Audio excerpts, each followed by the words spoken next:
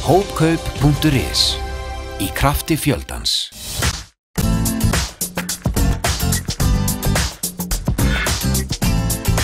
Hann kom til okkar Arnar sem sölumaður hjá Hópkaupum og hann eiginlega sendi mér algjörlega konseptið.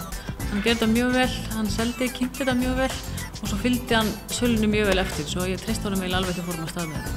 Áttum samt ekki vona á svona svakalega góðu viðbrögð. Við áttum vona á að selja einhvern sletta en þetta fór svona langt fram úr því sem áttum vona á. Þá tikkaði þetta alveg svakalega hratt inn. Við vorum alveg svona bara wow, þetta kom svona miklu meira heldur áttum vona á. Svo við fórum að fylgjast í og refresh-takkandi alltaf oft til að sjá meira og meira. Sem var bara skemmtilegt.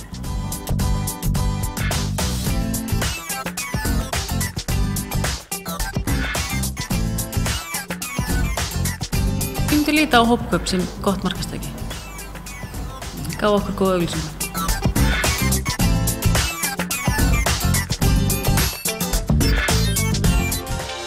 Hópkaup.is í krafti fjöldans.